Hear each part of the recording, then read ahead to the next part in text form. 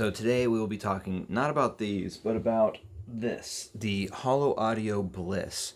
And this was sent out by Holo Audio and provided by Kitsune Audio. They were not asking me to say or do anything other than my honest opinion regarding this lovely little amp, and by little I mean actually fairly large. It's kind of a beast actually. And it fits in line actually with all the other kind of like their top of the line DACs and preamps and that kind of thing. So it fits. It's basically the same form factor as the Serene to the May to the Spring 3. It would fit in that stack kind of a deal. But that being said, it's actually a no-no to have this up here. But because this runs cold, it's not too big of a deal. But the Bliss does run relatively hot. So it's actually stated you don't want to have it even in this configuration. So this is already a big no-no. But I wanted to use it as a preamp. Let's dive into build and aesthetics. We'll dive into the sound and then use cases that I did with it and what have you. So yeah, let's dive right into build and aesthetics. All right, so with build and aesthetics, as you can see, it's got the kind of classic Holo look, which is that very nice black, like very rich dark black with the copper or almost like orangish copper buttons and copper sides with these, can't really see here, but the feet that they have on this amp and on all the other ones like this, like the Spring and the May and the Serene, they have these really lovely like copper anodized feet with the nice little rubber little knobs on the bottom, and it's quite excellent. It's a Holo device, so it's built fantastic. It's next level. It's well built and looks, in my opinion, once again, this is all subjective, very, very pretty. And I'm a huge fan of that copper and black look.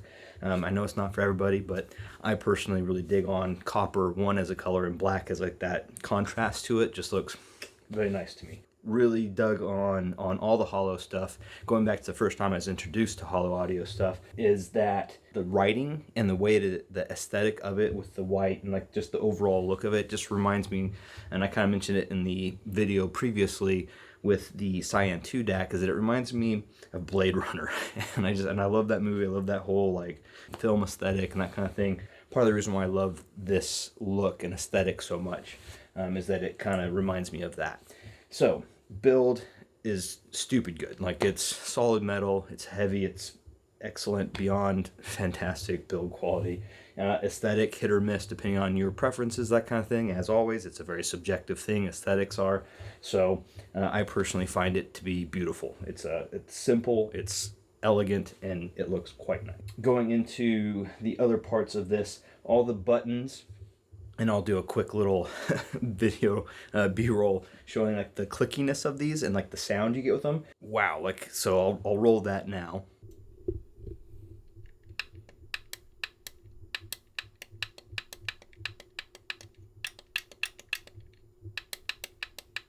So as you can see, or hear and see, the buttons, it's especially the volume where it has like this really nice like clickiness to it.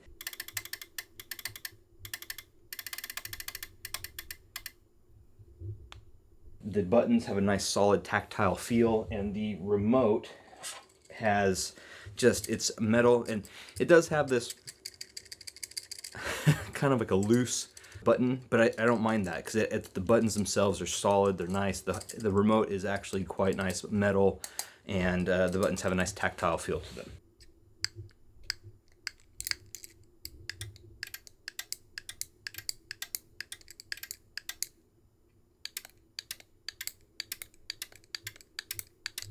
So not a big problem for me for that, in that regards. All the tactility of it and like just the feel of like playing with the buttons and volume knob and all of that just adds to the joy that I get out of using like the Holo stuff, especially the ones like this Bliss and what have you. But going into the sound of this and moving away from the build and aesthetics and what have you, is the sound is, this thing is made for really high power demanding planars, and I don't really have too many high-end planars to begin with. Like, I'm just not a planar guy, so take that for what it is. I wasn't really testing this with such things as the Susvara, HE6, Tungsten. Like, those are three that I can think off the top of my head that would require like this amount of power to really drive them well. That being said, I did test it with my HT800, all my ZMFs. I have the Mez Elites here for demo. I actually enjoyed using the Elites with the Bliss purely because the Elites have more of a neutral sound to them in general, to my ears anyways. And so it was using those as a means to kind of gauge more of what I was getting from the Bliss as far as sound quality or sound signature. Really what it comes down to is it just has it's like having a car with an immense amount of torque. You know, like it just goes, and it seems like it can go forever. It just has tons of play.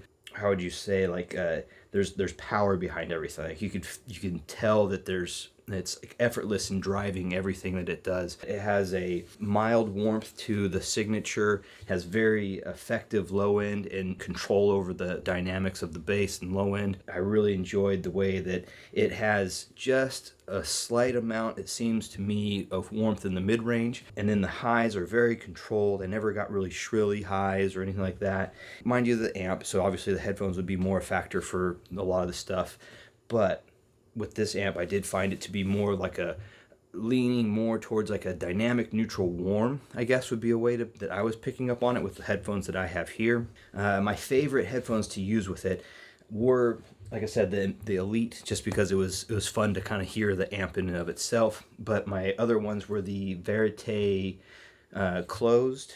Verite open was pretty fun, but my preferred one that I've been listening to the most with most of my amps in general has been the Atrium closed. That's been kind of like my go-to favorite headphone for a while, and ever since getting it, to be honest. I just love that signature. But a surprise one for me was the HD800s. So the HD800s with the Bliss, it doesn't fix everything with the HD800. I mean, but it accentuated the stage and the imaging and detail. But the thing that was kind of a surprise is it elevated that low end on the HD800, which is a massive weak point, and also enriched the mids with a little more warmth. I was really enjoying that combo. It was just a fun combo to hear. Take that for what it is, and that's a preference thing and subjective to like what I like, that kind of thing. But I did enjoy the HD800s with the Bliss. I thought it did fantastic with it. But my preferred #1 headphone would be the Atrium closed, listening with the Bliss. At the end of the day, it was just lots of control, lots of words. Words are hard. Deep breaths. Okay. So at the end of the day, the thing with the Bliss is that it just has control. Like it has all this power, and it seems to just control it very well and align it with the headphones that you're listening with. And be able to push them where they need to be pushed, it feels like. And it has just a really lovely sound. I was really digging on it. And I'm not even using it for what its purpose was, which is, high-end planars that take ridiculous amounts of power. And I still found it to be quite lovely. Now, that being said, the reason I have it in this configuration here, like I was mentioning before, is because I wanted to use it as a preamp with my Kefs. Not for any reason, just because I want to see what it played like with the Kefs as a preamp. I want to see how it worked. And I've had the Serene in, but I didn't do a video on it. And the Serene is fantastic as a pre. It's a lovely, lovely preamp. But I would say that the Bliss is kind of not quite to the same level as the Serene in just dedicatedness for that preamp thing kind of deal. But it's right there, and I loved this as a pre. It just really brought way more dynamics and just warmth to the mids for the Kefs, and there's just that control. I'm gonna go back to control. It just seemed to control the power and push it where it needed to be to make them kind of come a little bit more alive. I'm a big fan of preamps, especially with speakers. They just really help with, getting that little bit of extra oomph out of your system. And the Bliss is fantastic for that. And the other benefit to it is that it's a headphone amplifier. So you get kind of a bang for your buck. You get multiple kind of features for it. And so I was really digging on that. I was really liking it in this configuration as a preamp. And in fact, that's ended up being how I listened to it the most, was in a preamp kind of feature with my Kef Metas. And just, I've been loving that. With that, I guess I don't know how to really dive into it more than that. The Bliss, in my opinion, is a fantastic amp. It's kind of like jack of all. It does everything you'd really need it to, but it is a total amp. Like, it's one of those things where it's a premium price tag. It's a premium luxury quality device. And so you're paying a nice premium for this device. Do I think it's worth it? I think so, just because of the amount of, dedication. And if you were to go to their website, Kitsune Audio or Holo Audio, and you can look at the product page, which I'll link below, you can actually see inside the device. They do they take it apart and they show the actual device all taken apart, and man, it's just beautiful. There's a part of me that almost wants the top of these devices to have a clear see-through top, just because it's so pretty inside. But yeah, so that's one of those things where it's you're getting what you pay for in components, in build quality, and all that fun stuff. Sound quality, definitely a luxury item, but it's well deserving of that title. It's a fantastic device. I also wanted to actually touch back real quick on the output and the inputs. That kind of goes back to the build quality, and you can kind of see it has dual XLRs. It has, I believe, 2 RCAs for both output and input, so you can add multiple devices to this. The high and low gain is excellent. High, obviously, for more demanding headphones and what have you, or if you wanted to play with it, have higher gain, I guess.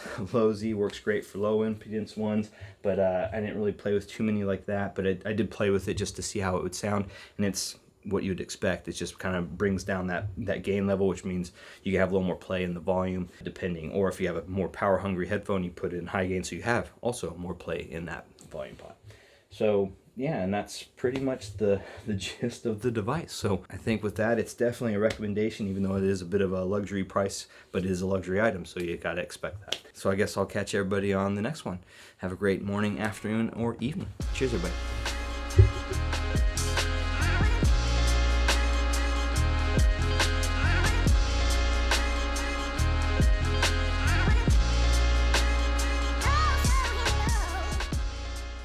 Time on the words.